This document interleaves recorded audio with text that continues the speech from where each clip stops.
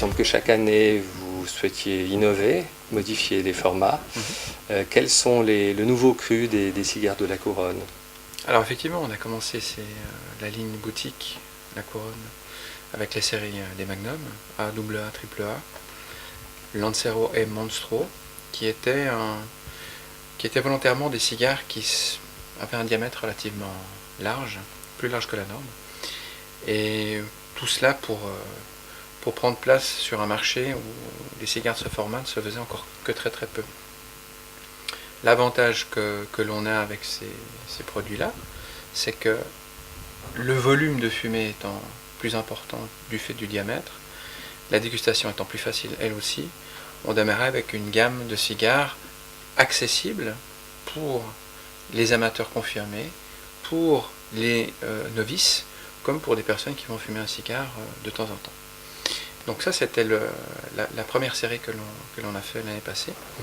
Et début de cette année, donc nouvelle ligne, Grande Reserva, qui s'inscrit plus dans une ligne, une liga, donc le mélange de tabac, une liga un peu plus grasse, un peu plus corsée, et avec des modules différents de la ligne des Magnum.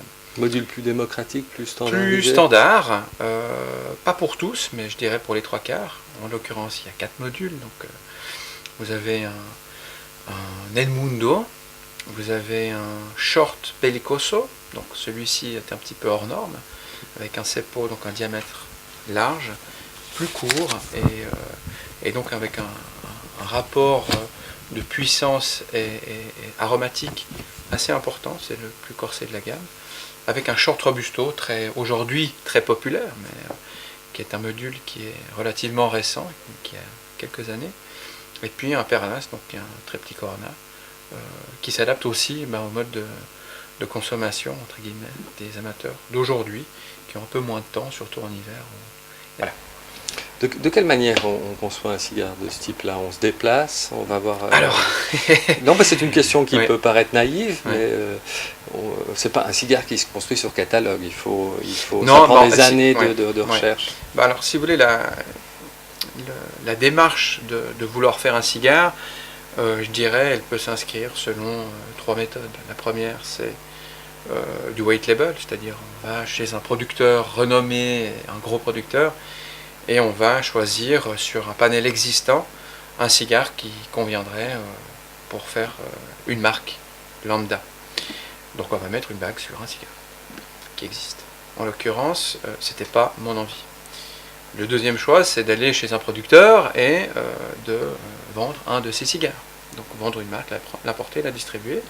La troisième, celle que j'ai choisie, c'est de faire soi-même son blend, soi-même son cigare.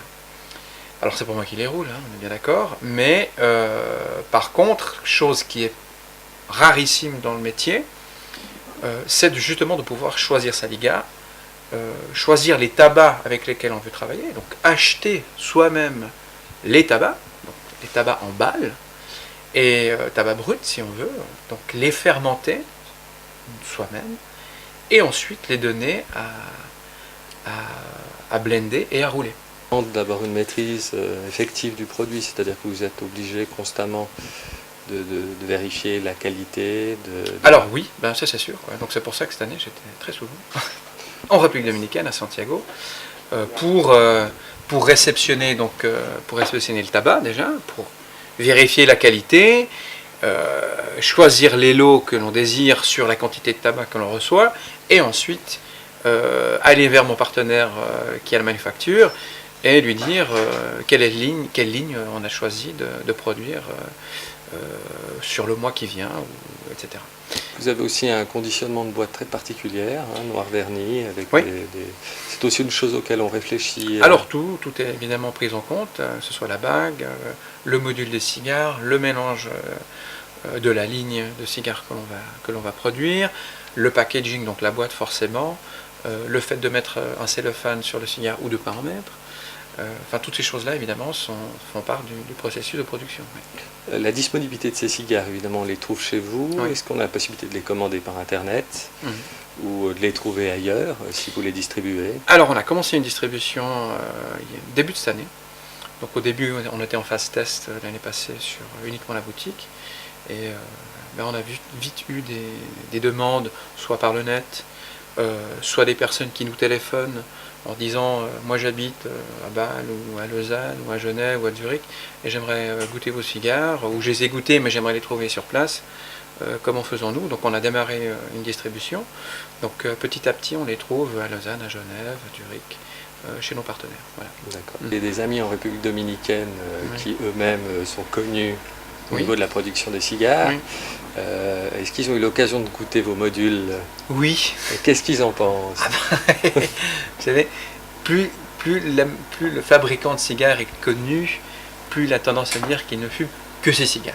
Oui, mais alors, c'est quelque chose qui est très connu dans la branche.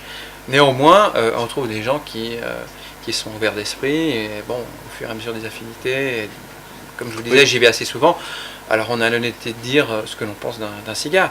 Et a priori, le cigare a été trouvé très très bon.